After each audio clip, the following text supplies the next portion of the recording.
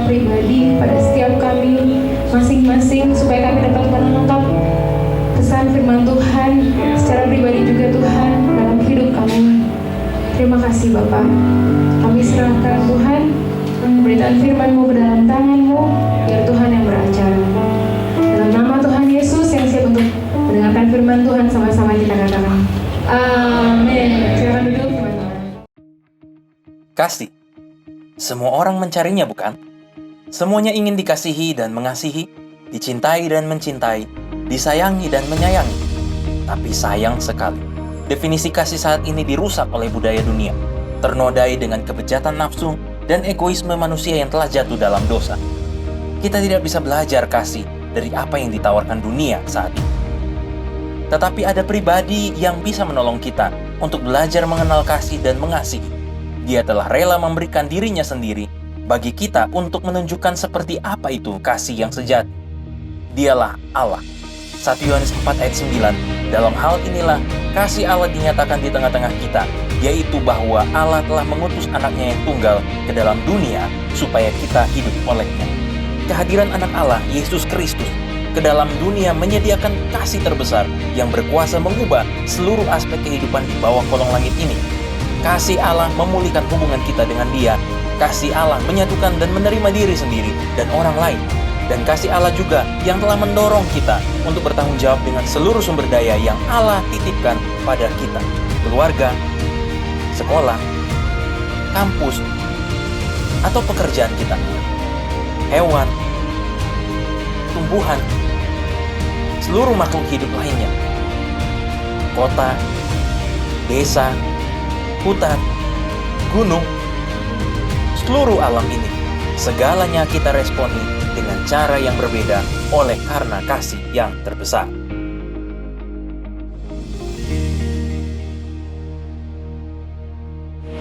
Halo, selamat pagi semuanya. Halo.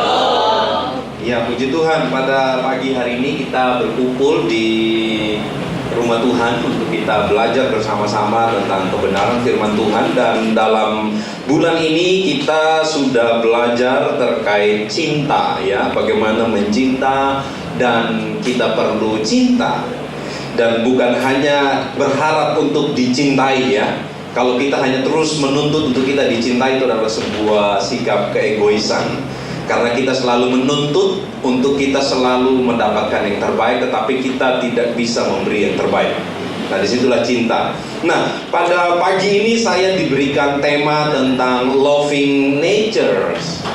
Loving natures, mencintai alam. Mencintai alam ini adalah sesuatu yang mungkin kurang mendapatkan perhatian untuk di kalangan kita, di dalam tradisi kita. Karena kita selalu menekankan kepada bagaimana saya harus mendapatkan berkat. Tetapi kita lupa bagaimana saya harus menjadi berkat, yaitu dengan cara mencintai. Nah, kita terlalu berfokus dalam ibadah, bahkan dalam ibadah waktu kita diutus, kita selalu mengangkat tangan, terimalah berkat Tuhan, baru kita mengangkat tangan. Namun pada waktu kita diutus untuk keluar dari ruangan ini, diutus bukan hanya untuk yang sudah selesai urusan saya dengan Tuhan, tetapi kita diutus, itu artinya kita belum selesai urusan kita dengan Tuhan, yaitu dengan cara mewujudkan cinta kita kepada Allah melalui cinta kasih kita kepada sesama. Nah, teman-teman, di dalam percakapan Yesus dengan seorang anak muda, bahkan di dalam para pengikutnya pada waktu itu, apa yang utama dan terutama yang dirangkum dalam hukum Taurat, yaitu cinta, betul? Cinta Tuhan dan cinta sesama. Cinta Tuhan dan cinta sesama. Dan pada pagi hari ini saya ingin mencoba mengajak teman-teman untuk memikirkan. Ada yang hafal 10 perintah Allah di sini? Ada yang hafal 10 perintah Allah? Yang pertama apa? Perintah Allah, jangan ada padamu Allah lain di hadapanku. Yang kedua, jangan membuat bagimu patung. Yang ketiga, jangan menyebut nama Tuhan Allahmu dengan sembarangan. Yang keempat, ingat dan kuduskanlah hari Sabat. Yang kelima, hormatilah orang tua. 6, jangan membunuh. 7, Jangan mencuri. Mencuri itu deh. Oh ya, jangan berzina. Betul. Sorry. Yang ke-9, ke-8, jangan mencuri. Ke-9, jangan mengucapkan saksi dusta tentang sesama. Yang ke-10, jangan mengingini harta milik sesamamu. Nah, perhatikan teman-teman, hukum yang pertama, kedua, dan ketiga itu berkaitan dengan relasi kita dengan Tuhan. Hukum yang ke-5 sampai yang ke-10 itu berkaitan dengan relasi kita dengan sesama dan juga bagi ciptaan yang lain, bukan hanya sesama manusia, tetapi juga bagaimana relasi kita dengan ciptaan yang lain. Dan yang mengikatnya itu adalah ingat dan kuduskanlah hari Sabat,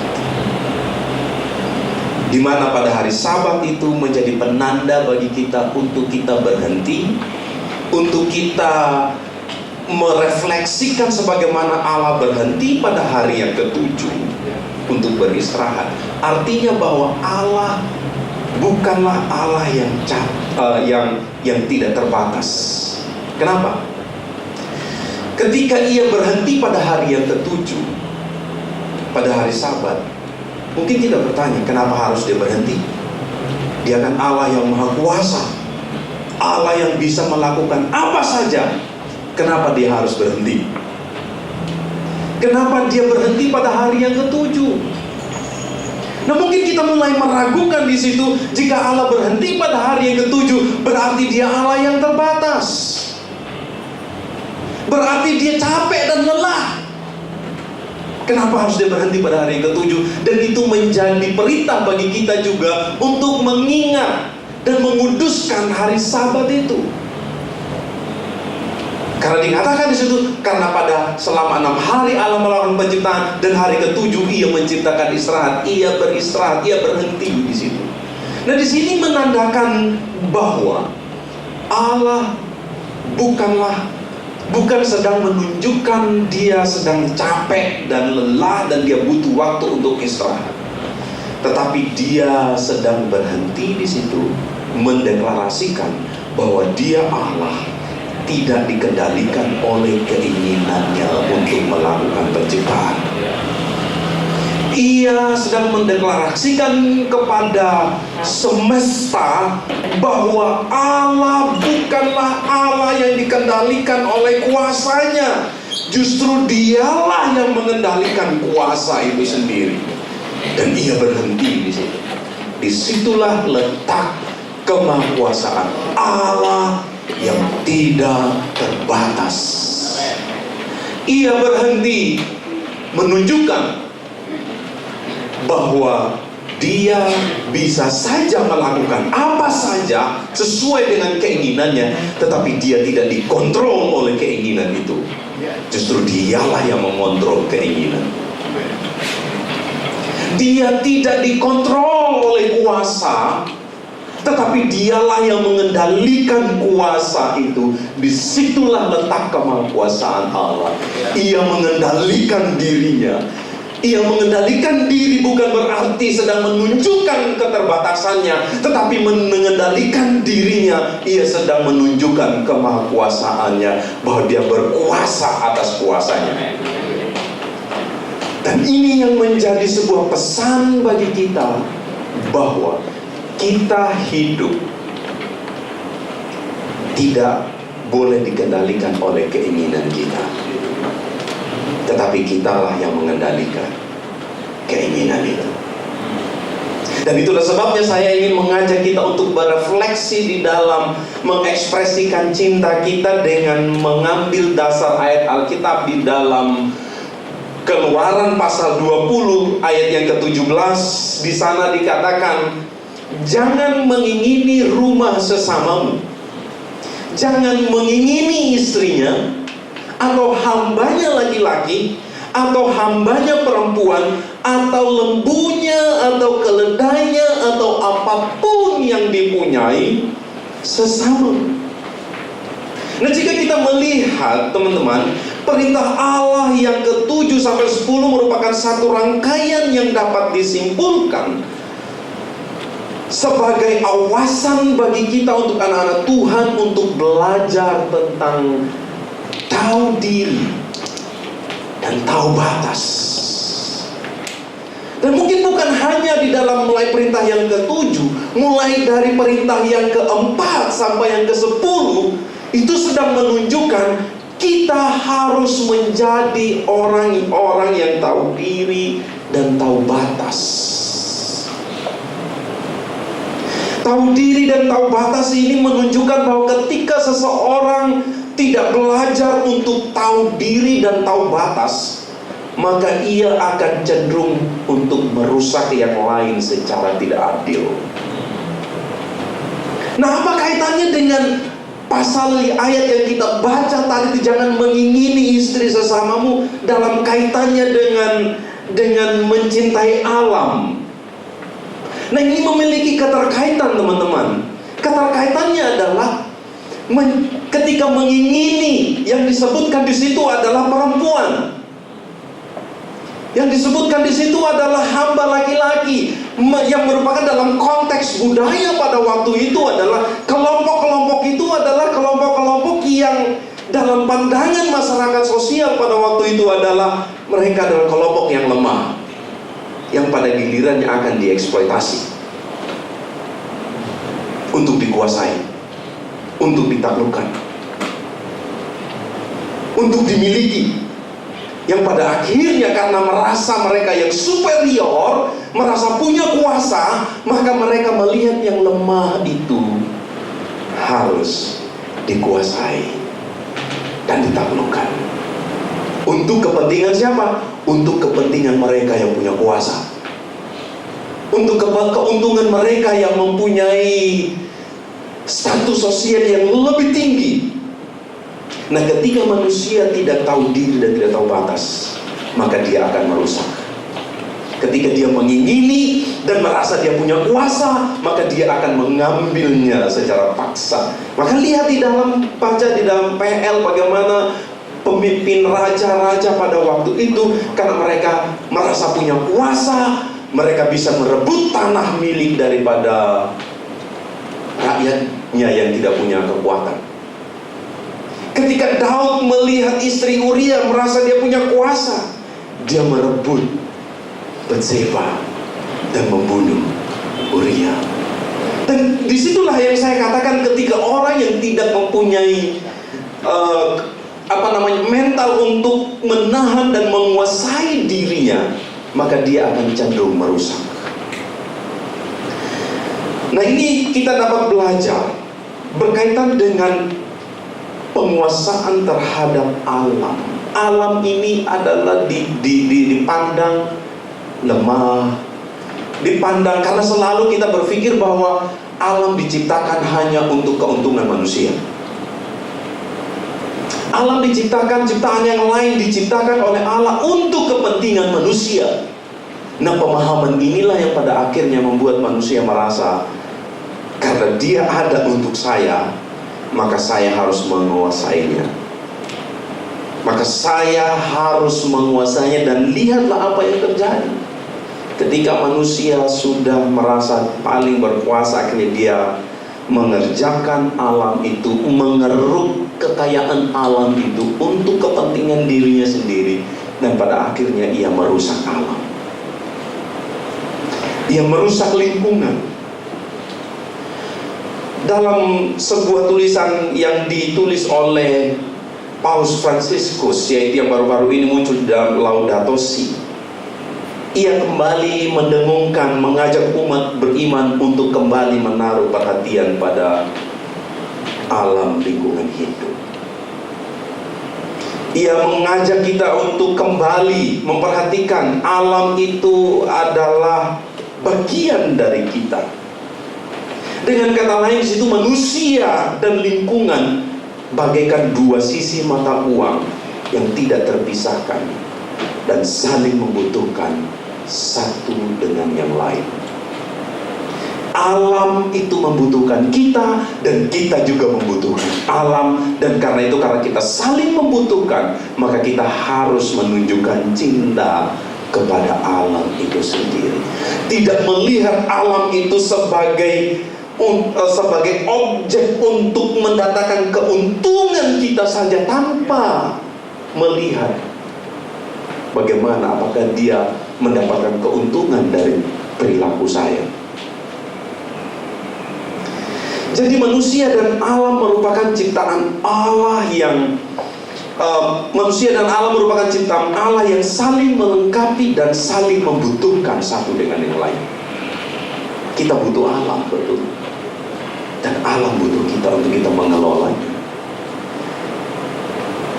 Dan karena itu pandangan yang keliru di dalam memahami Kejadian pasal 1 ayat 28.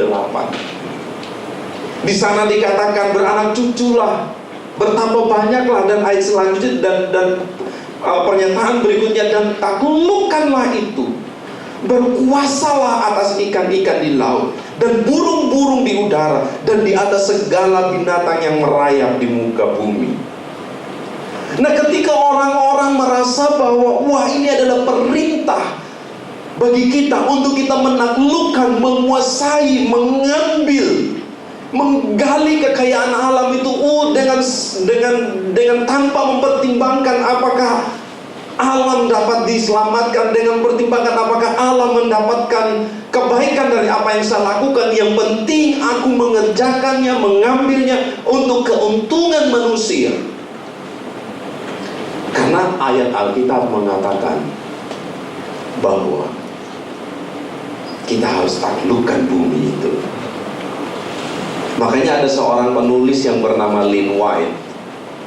Dia mengatakan begini, pemikiran orang Kristen, atau dia katakan teologinya orang Kristen itu adalah teologi yang antroposentris, yang sangat berpusat kepada manusia, yang pada gilirannya pemikiran orang Kristen, pengajaran orang Kristen adalah pengajaran yang cenderung untuk merusak alam. Dan kita dituduh sebagai kelompok yang tidak peduli dengan kesehatan lingkungan. Kita dituduh sebagai orang yang beribadah, memuji Tuhan di dalam ruangan ibadah, mengatakan pujilah Allah, pujilah Allah, tetapi ia merusak alam. Buang sampah sembarangan itu kan bukan urusanku, urusannya tugas kebersihan untuk merapikannya. Jadi di sini kalau kita melihat alam sebetulnya adalah sesama kita. Alam adalah sesama kita. Next. Alam itu bukannya sekedar sesama kita. Alam itu adalah sahabat kita. Karena kita saling membutuhkan, maka kita harus membangun persahabatan. Dan bukan hanya itu, alam juga adalah bagian dari gereja yang perlu mendapatkan layanan pastoral. Bukan hanya manusia atau warga gereja, yang perlu mendapat perhatian juga warga jemaat yang tercatat di dalam gereja kita, tetapi juga lingkungan di sekitar kita. Alam perlu mendapatkan layanan pastoral. Makanya di dalam salah satu apa yang saya tulis terkait doktrin kesembuhan, saya menawarkan di situ, mengajak untuk kita melihat, melakukan pelayanan kesembuhan. Pelayanan kesembuhan itu bukan hanya kita tujukan kepada manusia, tetapi bumi sedang sakit karena ulah manusia yang telah mengeksploitasi dia. Ia perlu dirawat, ia perlu disembuhkan. Doa kesembuhan buat alam adalah hal sederhana yang dapat kita lakukan. Jangan membuang sampah sembarangan, mengurangi penggunaan sampah plastik, mengurangi penggunaan air kemasan. Oh, udah hilang.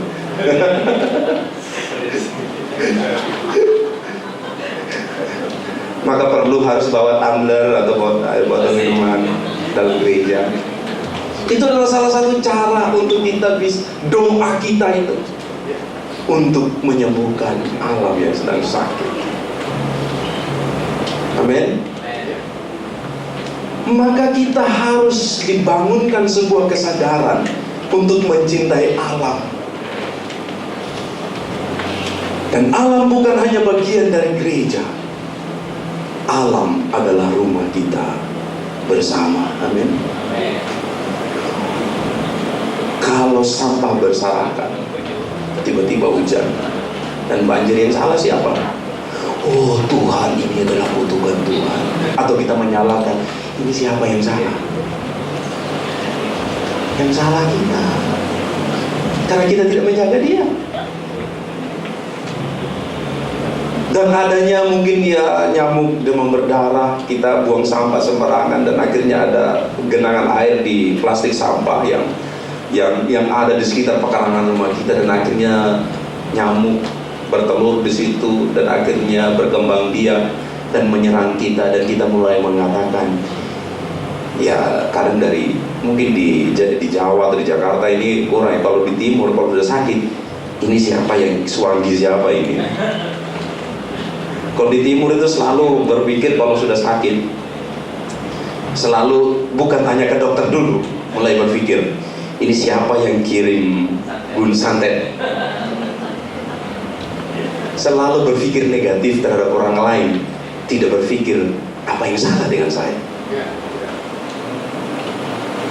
Apa yang salah dengan saya?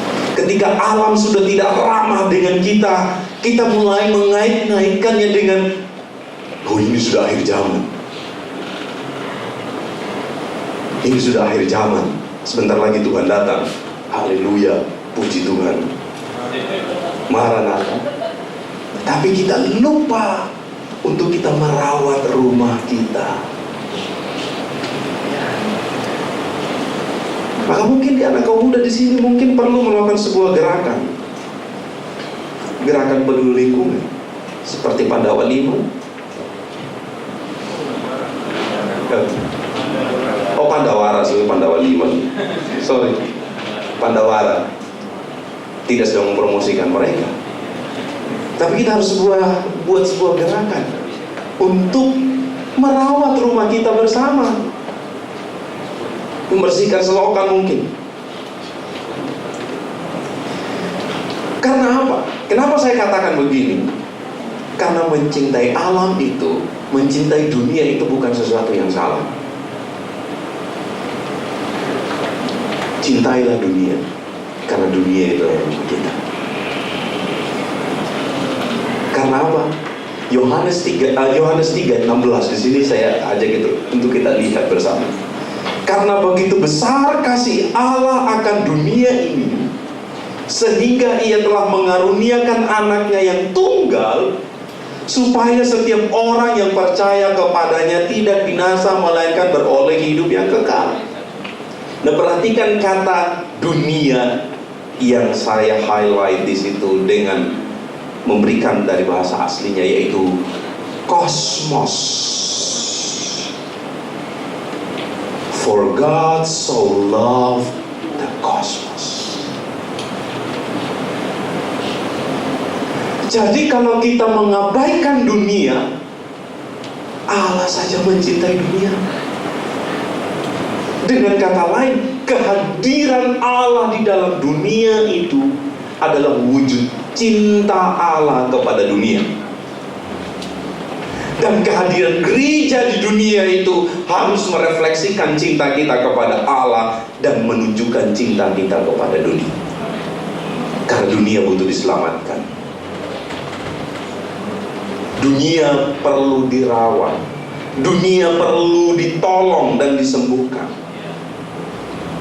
Karena di dalam Yohanes pasal 1 ayatnya yang ke-10 di sana dikatakan dalam versi King James, He was in the world, cosmos, and the world was made by Him.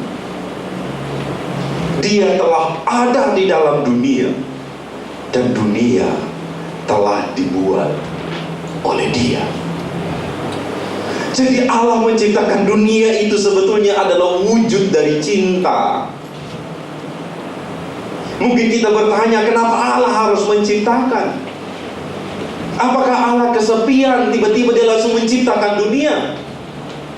Apakah Allah kesepian tiba-tiba ia menciptakan manusia supaya manusia bisa memuji dia, menyembah dia? Kelihatannya Allah seperti Allah yang egois kalau kita berpikir demikian. Tetapi sejatinya di situ kita lihat bahwa Allah mengerjakan atau menciptakan segala sesuatu yang ada, termasuk kita. Itu adalah wujud cinta. Itu adalah wujud cinta. Karena apa? Manusia dari mana sih sebetulnya? Manusia diciptakan dari apa? Kenapa Tuhan gak ciptakan kita dari emas? Supaya waktu kita mati dikremasi masih ada harganya. Iya kan? Masih bisa dijual, masih bisa dibuat perhiasan. Ini saya hari ini saya mati, mungkin saya dikremasi. Abang Welcome mungkin pergi jual, nggak laku. Nggak laku. Tidak ada harganya.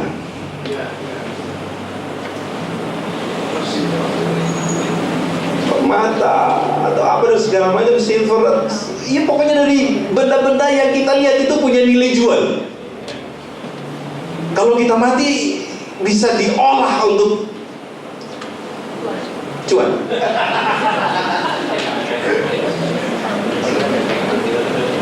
Tetapi perhatikan baik-baik, kenapa Allah buat saya dari debu tanah? Dan perhatikan, debu tanah itu tidak ada nilainya, tidak ada harganya. Tapi dengarkanlah baik-baik, dari benda yang tidak berharga dan tidak bernilai itu Allah ambil dan menaruhnya di tangannya. Ia menjadi pribadi yang berharga dan bernilai.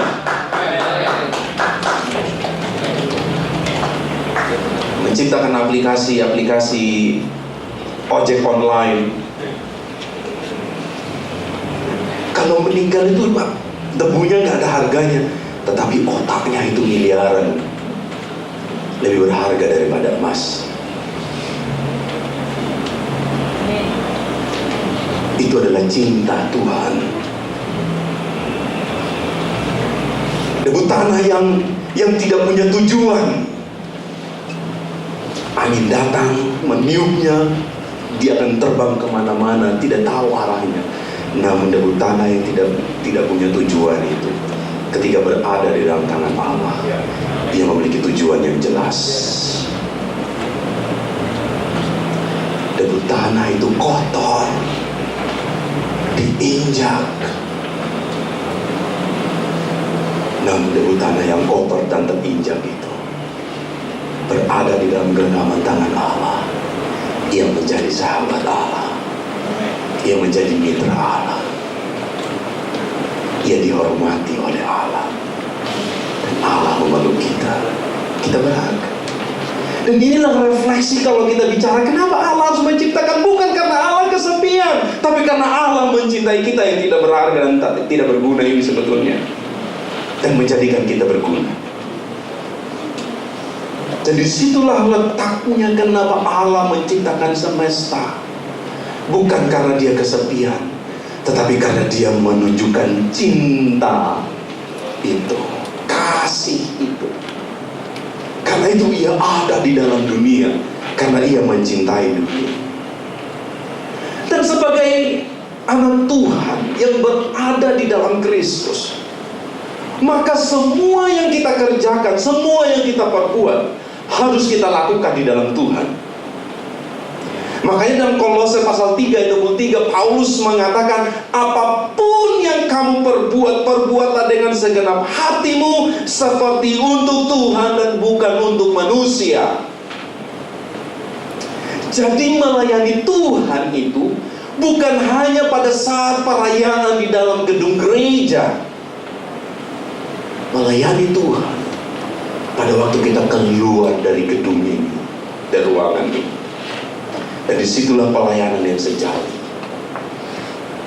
Disitulah pelayanan yang sejati.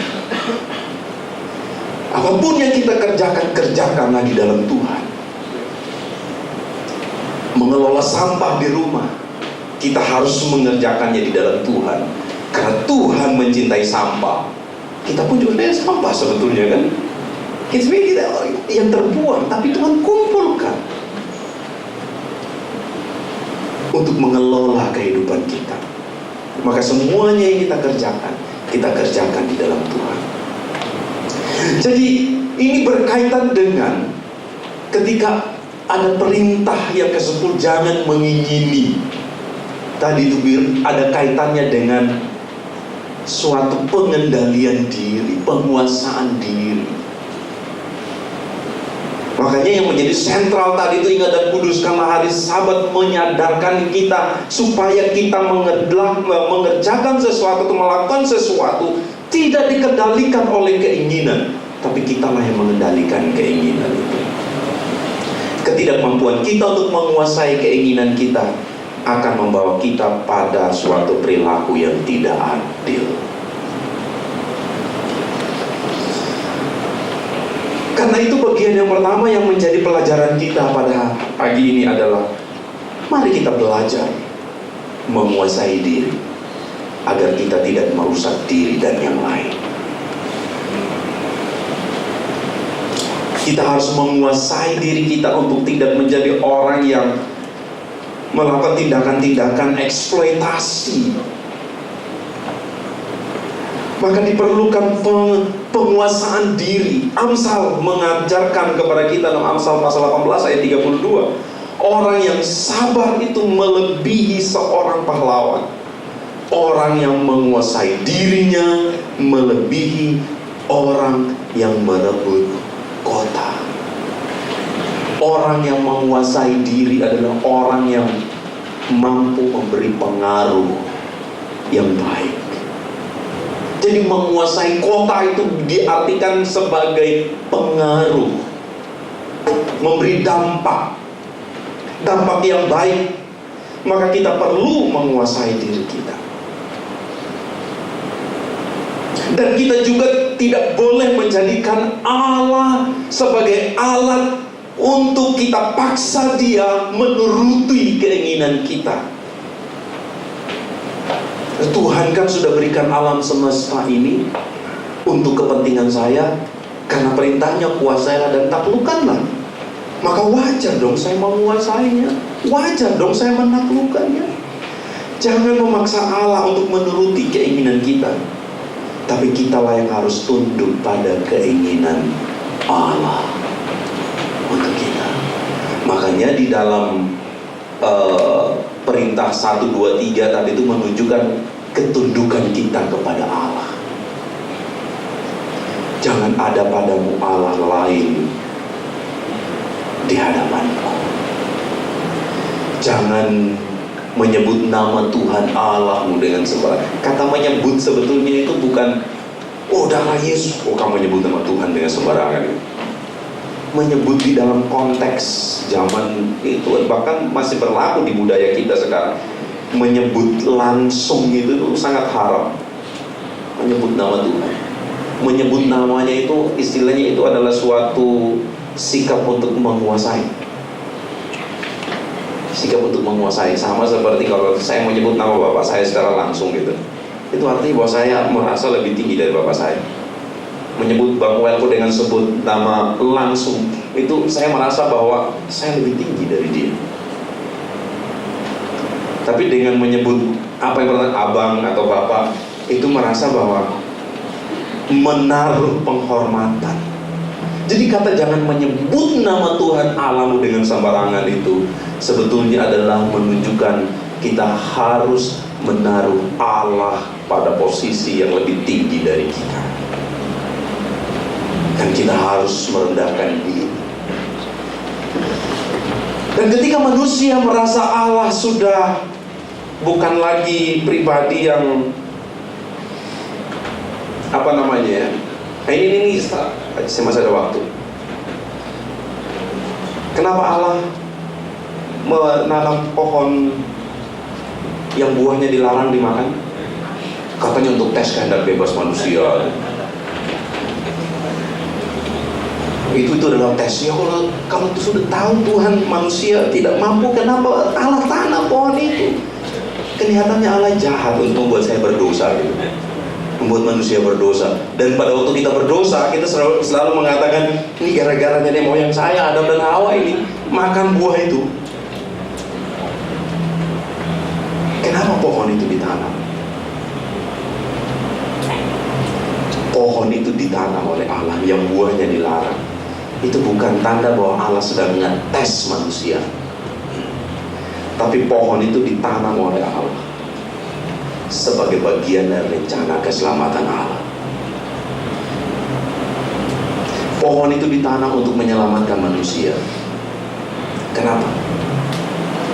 Dalam perintahnya, dalam Kejadian masa penciptaan itu, semua buah di taman ini boleh kau makan dengan bebas.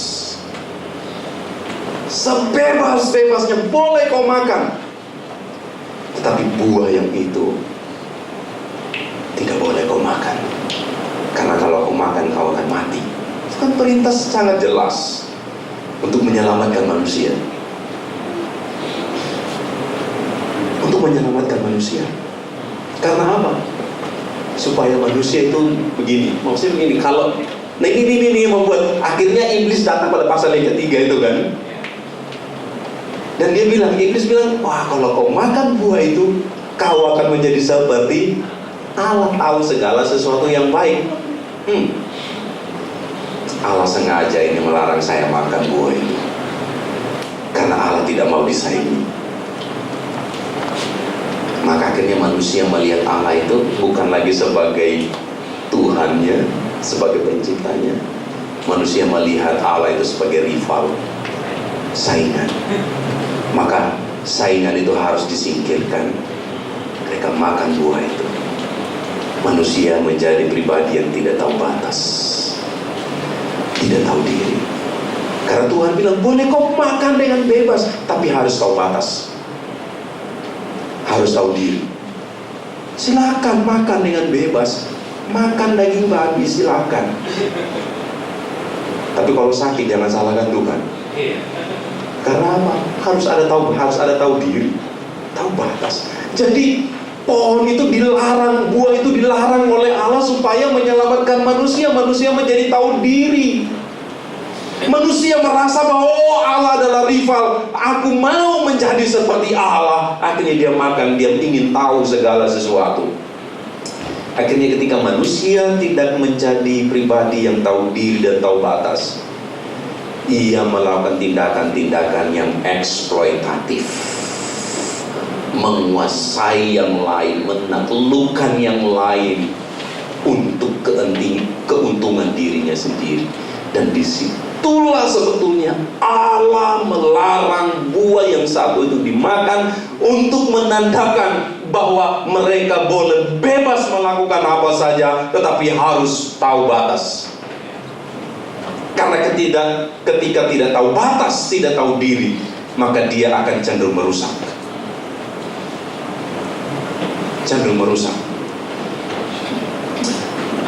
Karena itu di dalam Matius pasal 5 ayat 28,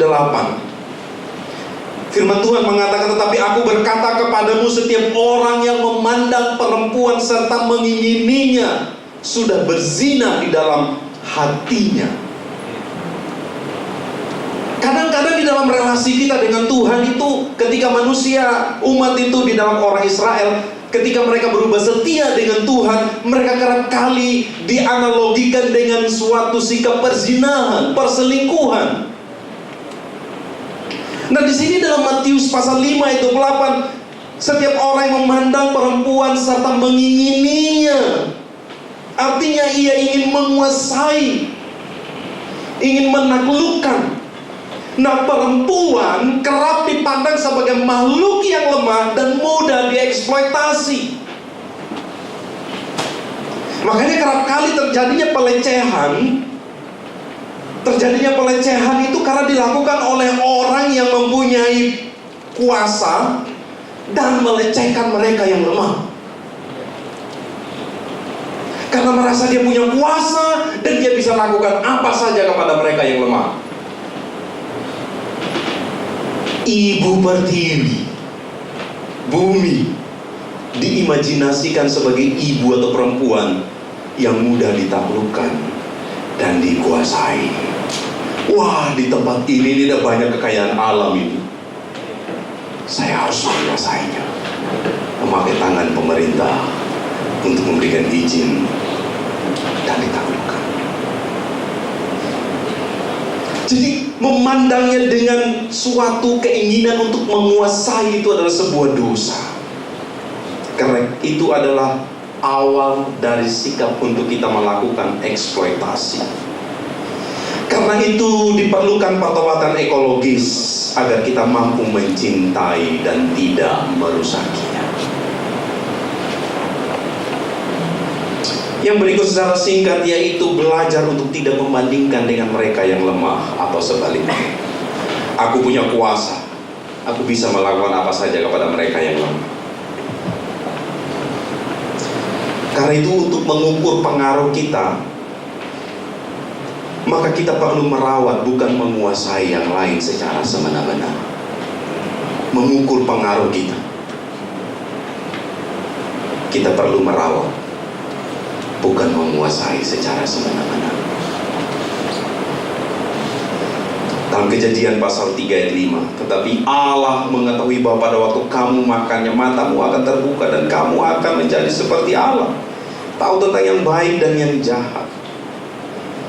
Nah, frase kejatuhan manusia ini menunjukkan ketika manusia merasa bahwa Allah adalah rival. Allah aja mau disingkirkan. Ketika mereka jatuh, peristiwa selanjutnya yang terjadi adalah manusia melihat sesamanya yang lain itu sebagai rival. Kain dan Habil. Kain melihat adiknya bukan lagi sebagai subjek yang harus mendapatkan juga cinta yang sama. Kain melihat adiknya sebagai penghalang di dalam menerima berkat Tuhan. Maka dia harus disingkirkan. Dia harus disingkirkan. Dia harus menguasai. Dan terjadi peperangan di mana-mana. Bahkan di Indonesia kekacauan di mana-mana, di daerah-daerah. Karena apa? Karena terjadinya rivalitas. Satu harus disingkirkan. Maka kita harus membangun narasi-narasi yang jelek agar dia disingkirkan. Dan disitulah sikap greedy, kerakusan kita. Nah, karena itu manusia adalah sekutu Allah dan alam, sebagai sekutu yang dimaknai sebagai sahabat. Maka kita tidak diperintah untuk menguasai atau merasa lebih tinggi dari yang lain. Kita adalah subjek sama-sama di hadapan Allah. Kita bukan objek. Dan terjadinya penguasaan, pencabulan dan pemerkosaan. Ini bukan hanya pemerkosaan terhadap mereka yang lemah di dalam manusia, tapi pemerkosaan terhadap alam pun terjadi hari-hari ini. Maka kita perlu bersuara. Kita perlu bersuara untuk menunjukkan ini keliru, karena bumi adalah rumah kita bersama. Kiranya Tuhan memberkati kita semuanya. Dan mari kita bertobat ekologis, amin. Mulai dari hal-hal yang sederhana. Tuhan Yesus memberkati kita semuanya. Haleluya. Saya serahkan kepada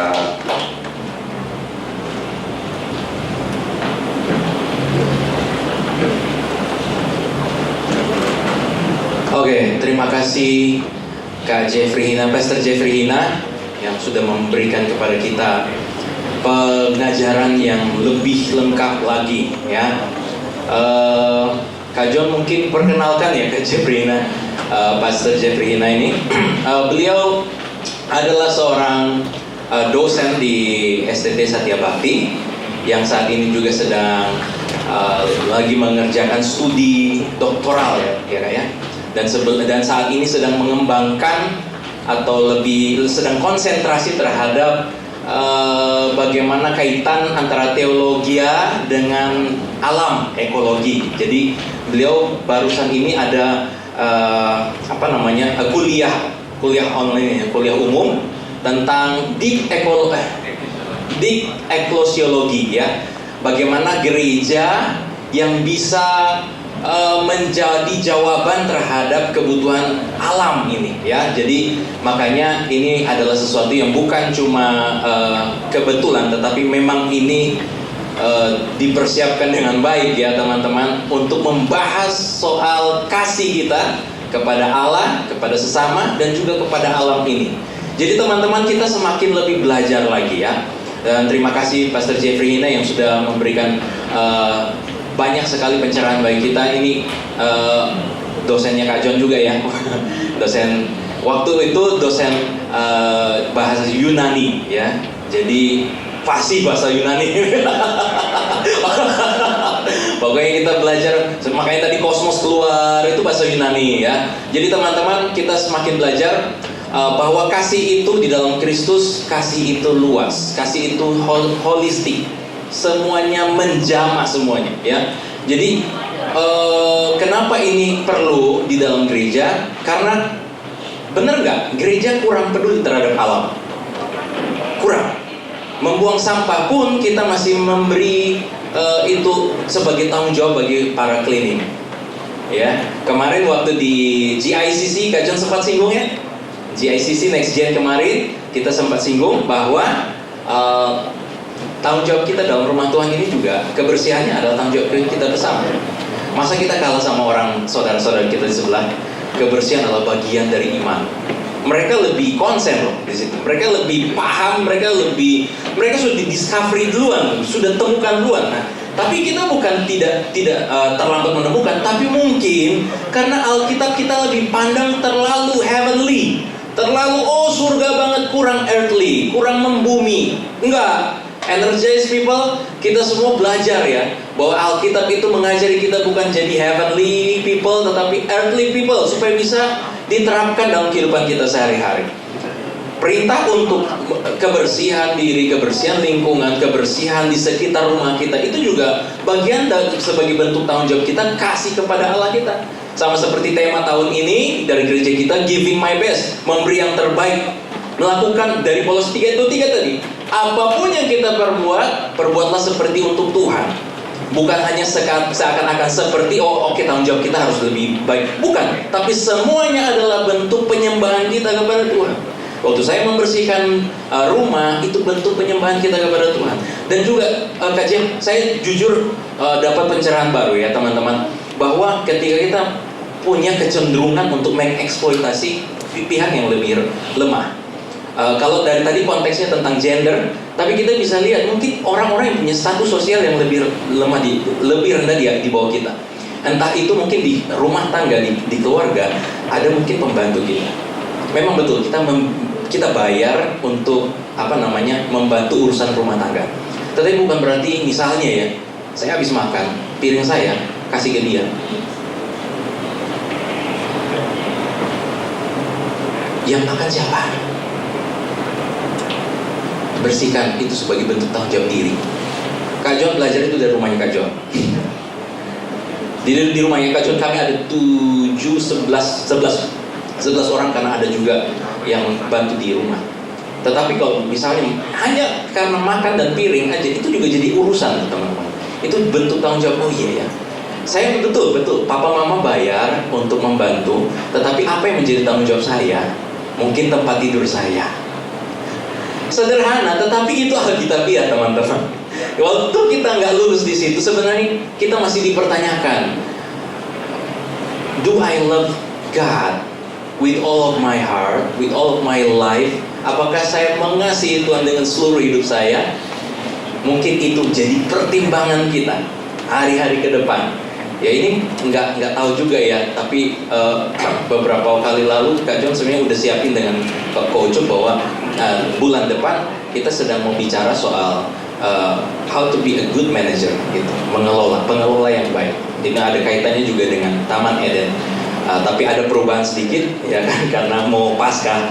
Tapi kita coba rundingkan lagi Ko Ucup, karena kita memang udah siapin tema-tema yang berkesinambungan. Yang pertama bulan Januari kita Christ Center Resolution, membangun resolusi yang berpusat pada Kristus. Terus bulan Februari kita punya The Greatest Love, kasih yang terbesar, pusatnya dari Allah, tetapi bagaimana implementasi atau penerapan kasih itu sampai ke alam. Hari ini kita mengakhiri Februari ini dengan wow, luar biasa, kasih kepada Allah, mengekspresikan kasih kepada sesama, dan juga kasih kepada alam semesta ini. Terima kasih Pastor Jeffrey. Oh iya, boleh. Ada tambahan dari Pastor Welbo, silahkan. Oke, ini jarang sekali saya meminta kesempatan, tapi teman-teman, selama 4 hari kemarin saya mengikuti kegiatan kita di Bali, Departemen Pemuda Nasional. Semua pemimpin-pemimpin daerah berkumpul, dan kami dari DKMN kemudian memberikan sebuah dorongan bahwa setiap youth camp kita akan melakukan aksi kepedulian lingkungan. Jadi kita akan bersihkan satu tempat. Jadi misalkan nanti di Sulawesi Utara berkumpul sekitar lebih dari 1.000 orang anak muda, nanti mereka akan lakukan sebuah proyek untuk bersih lingkungan. Dan memang kita tidak terlambat, tapi kita terinspirasi misalnya seperti Pandawara, dan mereka bukan orang Kristen. Jadi kita mulai membangun kesadaran begitu bahwa mencintai lingkungan adalah sebuah bagian dari mencintai Tuhan. Dan bukankah dalam Markus 16 ya, amanat agung itu berbicara soal pergilah ya, selamatkanlah segala makhluk, saudara. Kalau Matius 28, 19, 20 setiap orang. Nah saudara, sebuah dorongan ya, hari ini ternyata memang ada chemistry lah. Dan saya pikir kita lebih dulu mungkin ya, ada chemistry, dan mari kita menjadi bagian dari kegerakan ini ya. Saya sudah bicara sama Kak John, kita sedang menginisiasi conference, beda sama conference anak muda yang biasa, untuk menuju kepada Green Church, saudara ya. Jadi adalah sebuah hal yang umum ya. Jadi biarlah ini menjadi sebuah hal yang kita bagian dari kegerakan ini. Terima kasih. Oke, terima kasih Pastor Welcome ya. Tuhan memberkati. Oke, baik. Ini saja. Oke, Kak John akan tutup dulu ya dalam doa, dan Kak John ajak kita bangkit berdiri semua, dan kita mau bersyukur kepada Tuhan. Kita mau juga bersyukur dan berdoa, mendoakan Pastor Jeffrey secara khusus juga ya, dalam studinya dan dalam pelayanan dan dalam kuliah dosen, tugas dosennya, dan kita berdoa bersama-sama. Bapa dalam surga, kami bersyukur Tuhan bahwa Engkau begitu baik, kasih-Mu begitu luas dan tak terhingga, dan kami semakin lebih mengenal Engkau lewat kebenaran firman-Mu Tuhan, bahwa kasih-Mu tersedia bagi seluruh makhluk, baik kepada kami manusia hina ini, tetapi Tuhan juga telah menghargai kami sebagai mitra kerja Allah untuk menyelamatkan alam sekitar kami, sebagai bentuk tanggung jawab kami mengasihi Tuhan dan mengasihi sesama, termasuk mengasihi alam ini ya Bapak. Kami berdoa buat Pastor Jeffrey Hina yang sudah menjadi berkat bagi kami ya Bapak. Mungkin bagi kami masih ini adalah berita yang baru, berita yang bagi kami ini adalah sesuatu yang membongkar hati dan pikiran kami ya Bapak. Tapi kami rindukan supaya kami bukan hanya sebagai pendengar yang baik, tetapi kami menjadi pelaku yang baik juga di dalam kehidupan kami.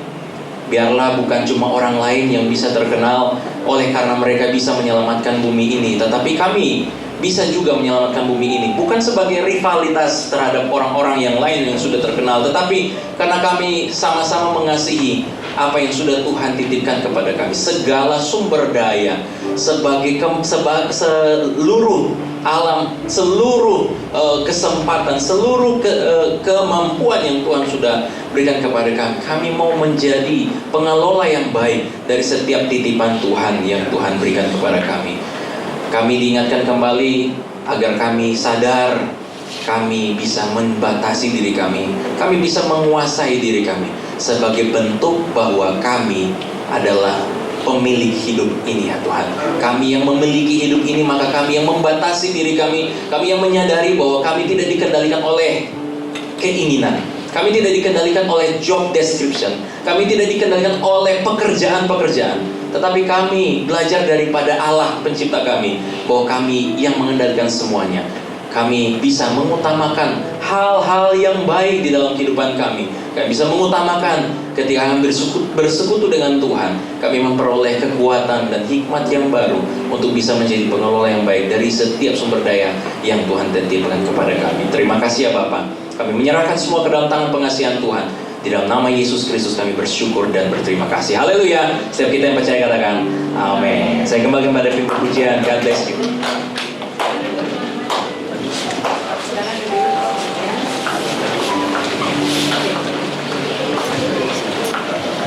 Oke, terima kasih untuk Pastor Rina untuk firman Tuhan yang telah disampaikan, pengajaran yang jarang ya Kak John ya, tapi benar-benar biar kita semua di sini bisa sama-sama belajar dan bertumbuh dalam iman. Oke, teman-teman, kita mau mempersiapkan persembahan kita pada siang hari ini. Untuk yang bertugas juga boleh mempersiapkan diri, dan sebelumnya kita sama-sama bersatu dalam doa.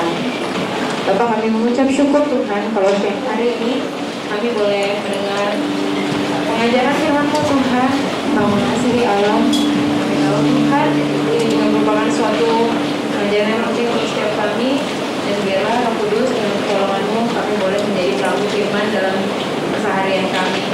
Tuhan Yesus, kalau sebentar kami akan memberikan persembahan kami, Tuhan yang memberkati setiap tangan-tangan yang akan memberi, dan kami juga mau memberikan dengan hati yang penuh sukacita ya Tuhan. Terima kasih ya Tuhan, dalam nama Tuhan Yesus kami telah berucap syukur. Yang percaya, sama-sama kita katakan amin.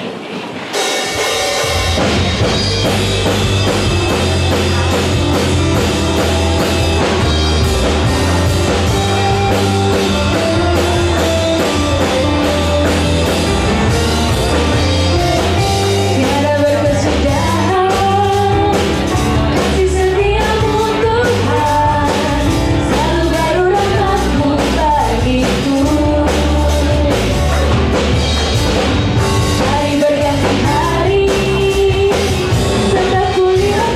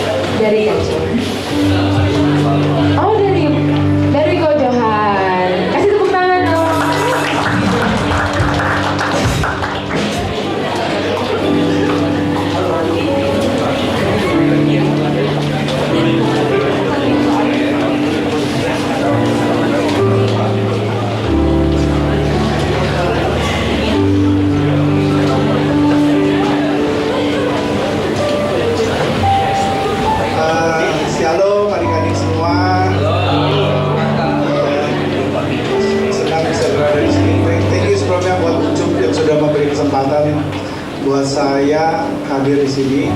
Tujuan saya hadir di sini untuk mempresentasikan mengenai Padus Ardousia. Jadi saya men-challenge kepada adik-adik semua untuk yang belum ada pelayanan tetap dan ada waktu luang pada saat selesai ibadah Kauliwa, boleh silakan bergabung bersama-sama dengan kami. Sebelumnya saya ingin memperkenalkan dulu, Padus Ardousia itu terbentuk Februari 2023. Itu terdiri dari, sebenarnya paduan suara kita di sini ada 5 sebelumnya. Jadi ada paduan suara Maluis, Maria, Asutri masih tetap ada, paduan Ebenezer, Nafiri, dan dulu ada Haleluya buat anak-anak. Dan yang dengan keadaan pandemi ini, ya kita semua turut prihatin lah.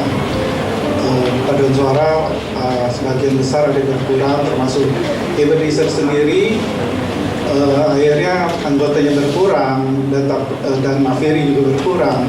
Akhirnya kami tapi tetap mau ingin pelayanan. Kami akhirnya merger membentuk paduan suara yang namanya Ardousia. Ardousia itu sendiri asal katanya sebenarnya dari bahasa Portugal, yang artinya sendiri juga batu tulis. Iya. Jadi kami mau mengajak teman-teman semua, adik-adik semua supaya bisa bergabung men-challenge. Satu kekhawatiran saya sebenarnya kegalauan kami dari paduan suara yang ada di Batu Tulis ini, boleh dibilang paduan Ardousia ini boleh bilang paduan suara yang terakhir nih kalau menurut saya, karena yang tua-tua yang sudah berumur akhirnya nggak melayani lagi. Jadi kita perlu regenerasi ke depannya supaya kita sama-sama bisa tetap eksis. Paduan suara ini cikal bakal dari Batu Tulis. Batu Tulis itu dulu terkenal dengan adanya paduan suara ini. Makanya saya mendoakan kira-kira teman yang punya komitmen buat bayar harga untuk melayani bersama-sama di paduan suara, nggak usah takut, maksudnya coba aja dulu kita trial. Emang kira-kira ada yang ragu, saya nggak bisa nyanyi, itu nggak usah khawatir. Kita di sini ada di Ardousia ini ada 2 pengajar kebetulan, yang satu berhalangan, Ibu Titi, dan sini ada Ibu Ingrid yang mungkin bisa sedikit menjelaskan mengenai Ardousia. Ya. Selamat siang, adik-adik ya.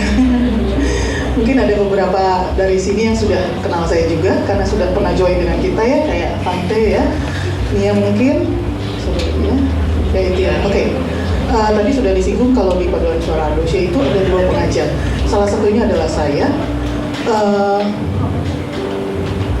Kemudian salah satunya lagi adalah Ibu Titi yang sudah berhalangan. Kami bergantian setiap bulan membawakan suatu lagu. Kemudian bulan ini kebetulan saya, nanti bulan depan Ibu Titi.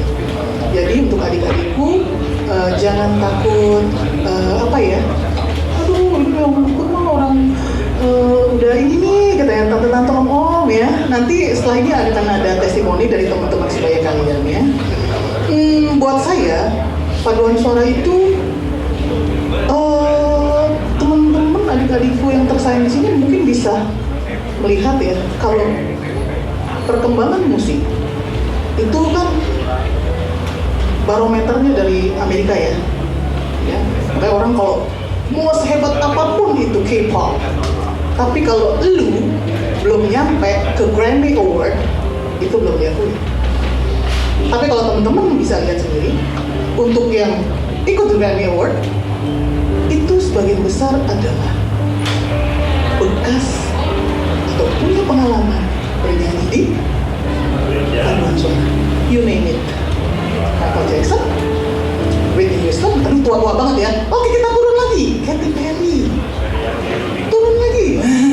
Ya, jadi teman-teman adik-adikku tersayang, jangan merasa jadul ya kalau ikut padus ya. Karena tenang aja, nanti kita lagunya kita mix. Ya, oke. setelah ini, oke, untuk nanti ke depan kalau misalnya ada yang, kita akan share nomor kami ya untuk pengajar. Ada yang mau nanti diskusi, silakan boleh dicatat nomor handphone saya. Boleh diskusi juga sebelum join, nggak masalah. Mungkin ada beberapa yang mau tanya-tanya bagaimana untuk yang oke, kebetulan saya juga itu zaman sekolah juga selalu ikut paduan suara. Salah satu pengajar saya adalah dulu kalau zaman saya ya, itu ada Pranajaya. Ya, kalau sekarang kan banyak ya, yang gitu yang les vokal ini, les vokal itu. Kalau zaman saya dulu 30-40 tahun yang lalu itu cuma ada satu Pranajaya, dan ada slogannya bilang begini, saya lebih baik melatih orang yang tidak bisa menyanyi tapi mau menyanyi dibanding yang orang yang udah bagus suaranya, udah ada bakat tapi tidak mau berlatih nyanyi. Ya, jadi jangan khawatir, jangan merasa aduh nanti aku gimana. No, there's a will, there's a way. Ada keinginan, pasti ada jalan. Sampai ketemu nanti ya. Sekarang ada video tayangan dari kita. Ivan, boleh tolong ditanya. Paduan suara Ardosia adalah salah satu paduan suara yang ada di GSCA Batu Tulis. Ardosia dibentuk dan ditarbiskan pada bulan Februari 2023. Untuk pelayanan rutin di Ibadah Raya, Ardosia mengadakan latihan setiap hari Minggu setelah Ibadah Raya kedua.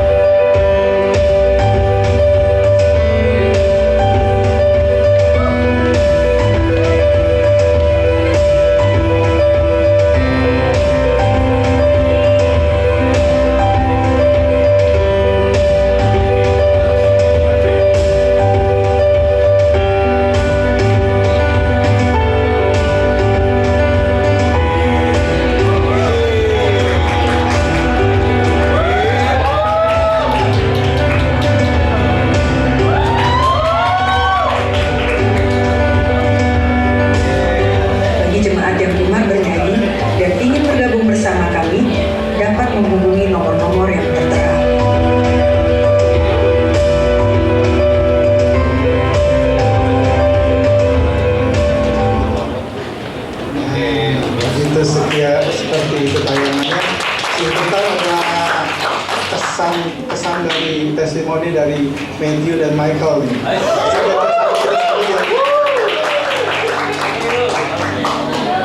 Halo teman-teman Energize, saya bergabung di paduan suara sejak remaja ya. Selama sebenarnya udah dari kecil dulu gabung juga karena memang ada ketertarikan bernyanyi. Nah, ketika gabung di remaja itu ya banyak belajar lah di paduan suara ini, diajari juga tentang bernyanyi. Saya mengundang bagi teman-teman yang memiliki talenta bernyanyi dan memiliki kerinduan untuk bergabung di paduan suara Ardosia. Ya,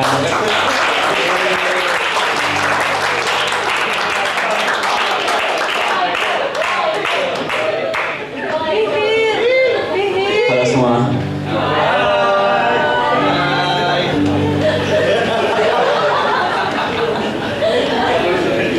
Guys, mereka kurang semangat, kita pulang aja nggak sih?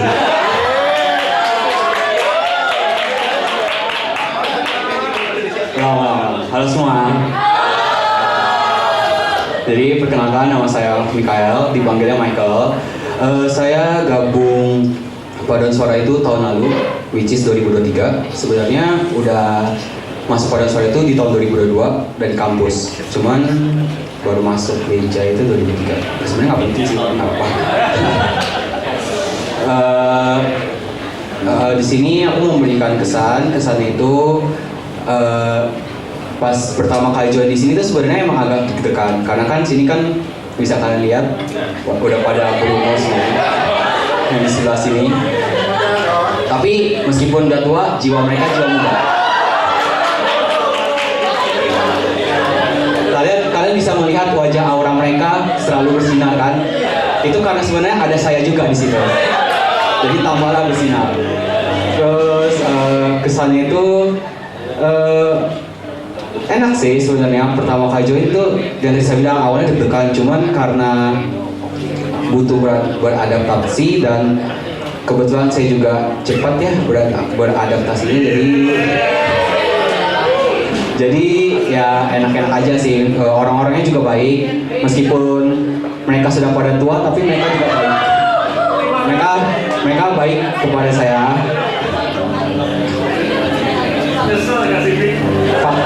Karena fakta itu menyakitkan. Terus mereka kalau misalnya kalian nggak bisa, kalian diajarin. Jadi nggak usah takut kayak, kak aku nggak bisa gini, nggak apa-apa, masuk aja. Awalnya saya juga bukan nggak bisa sih, lebih ke yang nggak pede aja. Cuman karena mereka juga berperan penting buat saya juga akhirnya tambah pede. Kalau misalnya nggak ada yang bisa juga nggak apa-apa, belajar terus aja, mereka akan ngajarin. Terus kalau tadi kalian lihat di depan itu kan ada konduktornya, Tante Ingrid. Itu dia juga konduktornya, dia juga baik banget, ngajarin sampai bisa. Tante Titi juga sama. Jadi aku mau ngajak kalian buat yang bisa nyanyi atau yang pengen nyanyi atau yang kayak suka banget nih sama nyanyi, join aja ke Paduan Suara Ardosia. Pokoknya mantep. Ya.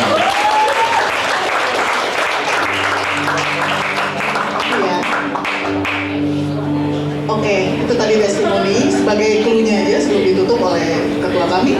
Kami nanti ongoing ke 2024 ini kita banyak project. So we need more people. We need more members untuk yang berjiwa muda. Karena gimana? Kenapa kita perlu mengadakan ini? Supaya ada regenerasi. Sedikit banyak memang COVID itu sangat mempengaruhi. Ya, yang tadinya 5 tinggal 3. Ya, tinggal 3. Ya, itu dilebur dengan berat hati.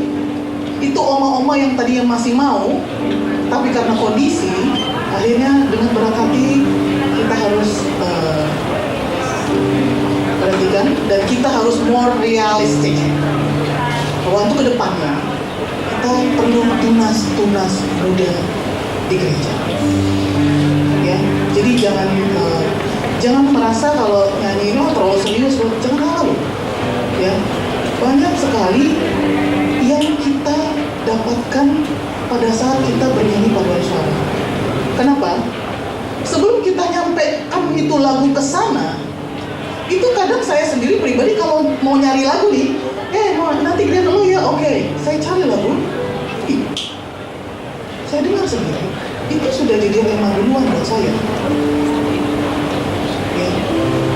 Sedikit lagi, ada satu lagu yang itu kebetulan Pak Ketua kita yang minta, Mak lu nyanyi ini di mana? Ini bagus. Seperti wanita, gitu ya. Entah kenapa, kok itu kita latih. Jadi itulah lagu yang mengatakan sahabat tercinta kami, Pendeta Sinta. Jadi tidak ada sesuatu yang kebetulan biasa. Emang begitu ada tidak?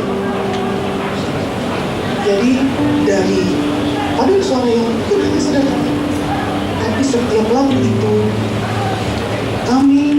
saya dengan bukti itu mempersiapkannya juga dengan pertimbangan yang dan untuk kemudian. Baik, kita tunggu kebersamaannya. Terima kasih.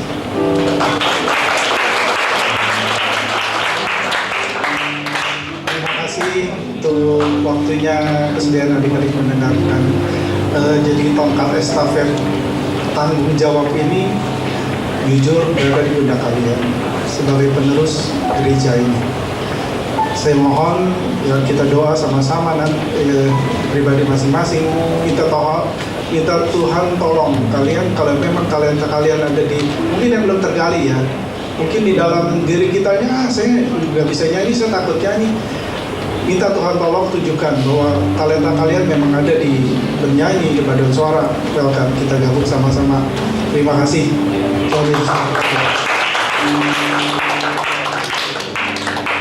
Oke, teman-teman semua, makasih ya Om Johan dan Tante Vivi dan semuanya yang udah menyampaikan. Teman-teman, yuk kita sama-sama ingetin lagi gitu ya, kalau punya bakat, talenta jangan disembunyiin ya teman-teman.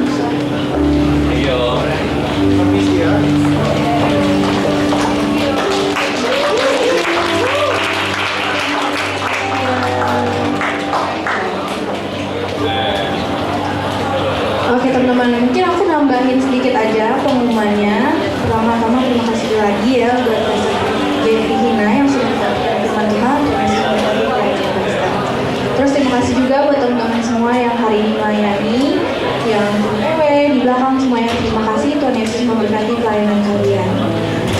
Selanjutnya tim pengumuman boleh tolong ditampilin kayak video family camp.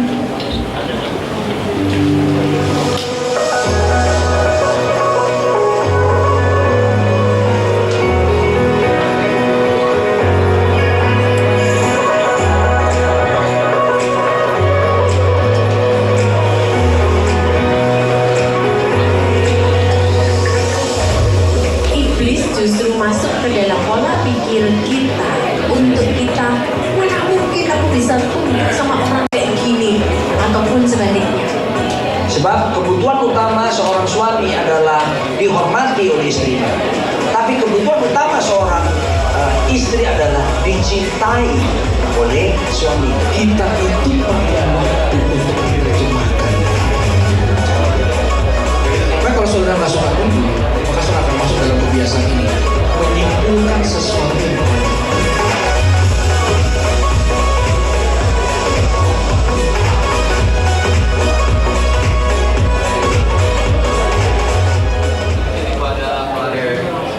Oke teman-teman, jadi aku mau ingetin lagi nih buat kalian yang belum ada jadwal pergi di bulan April tanggal 10 sampai 12, yuk segera daftarin diri kalian, gabung bareng-bareng. Nanti aku juga ikut, Kak John juga ikut, Kak Ucup semua ikut, kita bareng-bareng kita di sana, liburan bareng ya teman-teman, refreshing bareng ya kan. Habis itu biaya pendaftarannya udah tertera di bawah ya teman-teman. Kamar berempat itu 600.000 dan sebagainya. Nanti lihat aja di posternya ya, di depan juga ada. Gitu. Terus buat teman-teman yang belum melakukan pendataan ulang, aku reminder lagi ya untuk samperin kita pengurus untuk minta linknya, nanti kita bantu untuk ngisi form. Gitu. Terus teman-teman jangan lupa minggu depan kita hadir lagi di jam dan tempat yang sama. Coba aku mau lihat dulu dong yang kemarin ikut GICC. Mana nih muka-mukanya? Seru banget kan teman-teman yang Sasa ya, Valen, Sam gitu ya. Kemarin kita udah sama-sama ikut GICC. Buat teman-teman yang kemarin belum ikut, aku ajak nanti kalau ada GICC lagi jangan lupa daftar karena seru banget. Nanti ditunggu ya postingannya di Instagram Energize keseruannya. Terus udah sekian teman-teman, ada jiwa baru mungkin hari ini yang baru pertama kali hadir di Energize. Apakah ada? Nggak ada ya, puji Tuhan semuanya jemaat yang setia di Energize. Oke, tanpa berlama-lama lagi aku undang kita semua untuk bangkit berdiri. Kita mau tutup ibadah kita dalam doa. Terima kasih Bapak yang baik, terima kasih Tuhan, pengumuman kami Tuhan di tempat ini. Kami boleh mendengarkan firman-Mu ya Tuhan, memuji nama-Mu, menyembah nama-Mu bersama-sama ya Tuhan di tempat ini. Ya Tuhan, berdoa buat Pastor Jeffrey ya Tuhan dalam pelayanannya ya Tuhan, dalam sekolahnya juga ya Tuhan, Kau yang berkati dalam pendidikannya, Kau yang terus tambah-tambahkan ya Tuhan kepada Pastor Jeffrey Hina, biar melalui beliau ya Tuhan kehidupannya semakin diperluas lagi ya Tuhan, yang dipercayakan daripadamu ya Bapa, biar banyak jiwa juga ya Tuhan yang akan melalui beliau. Tuhan, berdoa juga ya Tuhan buat teman-teman kami semua yang telah melayani hari ini ya Tuhan. Engkau yang berkati terus ya Tuhan pelayanan kami, biar melalui kami ya Tuhan yang bisa menjadi berkat bagi banyak orang ya Tuhan. Berdoa juga buat seluruh teman-teman Energize ya Tuhan yang hadir hari ini, yang mungkin belum hadir juga ya Bapak. Berkati kehidupan kami ya Tuhan, dalam sekolah kami, kegiatan kami, dalam pekerjaan kami ya Tuhan. Biar Kau yang terus pakai kami ya Tuhan dalam kehidupan kami sehari-hari, agar kami bisa menjadi berkat juga Tuhan dimanapun kami ditempatkan, kemanapun kami melangkah ya Bapa. Ya Tuhan, mau menyerahkan juga Tuhan kehidupan kami selama seminggu ke depan ke dalam tangan-Mu ya Bapa. Biar kami bisa minggu depan dikembalikan lagi di tempat ini ya Tuhan, bisa sama-sama memuji menyembah nama-Mu.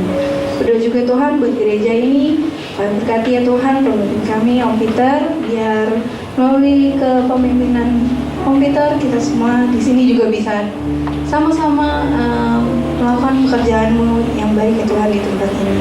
Juga berdoa Tuhan, kami sebentar lagi mau berpisah satu sama lain. Kau yang berkati aktivitas kami ya Tuhan ke depan selama hari ini ya Tuhan, kembalikan kami ke tempat kami masing-masing ya Tuhan dengan selamat tanpa kekurangan suatu apapun. Makasih ya Bapak, teman-teman, mari aku undang untuk mengangkat kedua belah tangan kita untuk mengirim doa berkat. Yesus yang diberkati oleh Tuhan, pulanglah dari tempat ini dengan membawa anugerah berkat dari Allah Bapa, cinta Tuhan kita Yesus Kristus, dalam persekutuan dengan Roh Kudus, menyertai dan membimbing jalan hidup kita hingga pada kedatangan Kristus kali yang kedua menjemput kita para salehnya. Setiap berkat ini kita terima dengan penuh iman dan sama-sama kita katakan amin.